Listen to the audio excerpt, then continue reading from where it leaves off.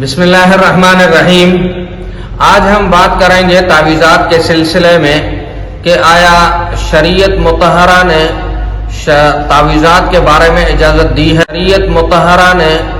تعویذات کے بارے میں اجازت دی ہے یا نہیں۔ تو یہ بات سمجھنے کی ہے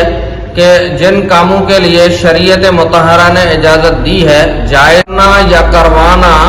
تو ان کے لیے تعویذات کی راہ اختیار کرنا بھی جائز ہے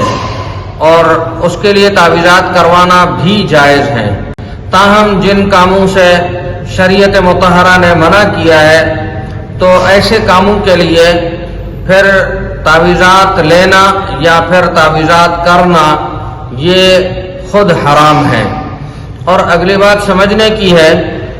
کچھ صحابہ کرام رضوان اللہ علیہم اجمعین ایک جنگ سے واپس ہوئے تھے، تو واپسی پر جہاں انہوں نے پڑاؤ ڈالا وہاں پر ایک آدمی تھا جس کو سر میں درد تھا، تو انہوں نے آ کر صحابہ کرام کو عرض کیا کہ میرے سر کا درد جا نہیں رہا، آپ میرے اوپر دم کریں تو میں آپ کو کچھ ہدیہ دوں گا۔ تو صحابہ کرام نے ان سے فرمایا تھا کہ آپ کے پاس کیا ہے؟ تو انہوں نے عرض کیا کہ میرے پاس بکریاں ہیں۔ تو صحابہ کرام نے ان کو فرمایا کہ ہم آپ کے اوپر دم کرتے ہیں، آپ ہمیں ایک بکری ہدیہ کر دینا۔ تو پھر جب وہ بکری ہدیہ لے کر مدینہ طیبہ پہنچے تو رسول اللہ صلی اللہ علیہ وسلم کو کارگزاری سنائی اور پھر نبی علیہ السلام نے ان کو فرمایا کہ اس بکری کا سر مجھے بھی دے دیا جائے۔ تو یہاں سے دو باتیں سمجھ میں آ رہی ہیں، ایک تو لحاظ کر کے اگلے بندے کی حیثیت کو دیکھ کر پھر تعویذات لینے والے پھر اس کی اہلیت کو، اس کی طاقت کو حسب استطاعت پھر ان سے مانگ بھی سکتے ہیں۔ جائز کام کے اوپر جو ہے ہدیہ لینا بھی ٹھیک ہے۔ جو آج کل کے ماحول میں تعویذی اور عاملین چل پڑے ہیں یہ تو ہماری سمجھ سے بالا تر ہے، تاہم لوگوں کا روزگار اچھا نہیں ہوتا تو وہ تعویذات کے پیچھے بھاگ رہے ہوتے ہیں کہ جی کسی نے کچھ کر دیا ہے، کسی نے کچھ نہیں کیا ہوتا۔ اور پھر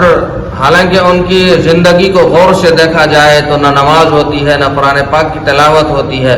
اور پھر وہ کہتے ہیں کہ جی آپ ہمارے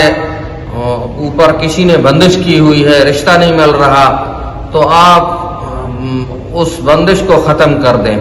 دیکھیں جتنے حضرات عاملین کے پاس جاتے ہیں پھر وہ عاملین حضرات بہت بڑے تیز ہوتے ہیں، وہ دائیں بائیں یوں اوپر چھت میں دیکھ کر پھر جواب دیتے ہیں کہ جی کچھ کسی نے کر دیا ہے۔ جنات کا کوئی نہ کوئی حساب ہے۔ تو بات سمجھنے کی ہے کہ ہمیں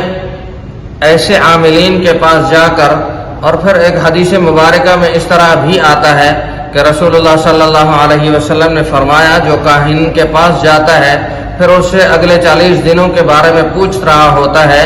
کہ تم میرے بارے میں کیا کہتے ہو، تو نبی علیہ السلام نے فرمایا کہ ایسے بندے کی 40 دن تک نمازیں قبول نہیں ہوتی۔ تو اسی طرح اب اگر آپ کے سوالات ہوں گے تو ہم ان کے جوابات بھی شریعت کی روح سے آپ کو دیتے رہیں گے کہ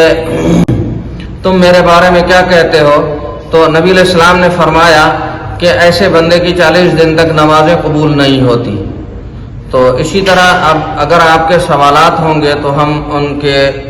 جوابات بھی شریعت کی روح سے آپ کو دیتے رہیں گے۔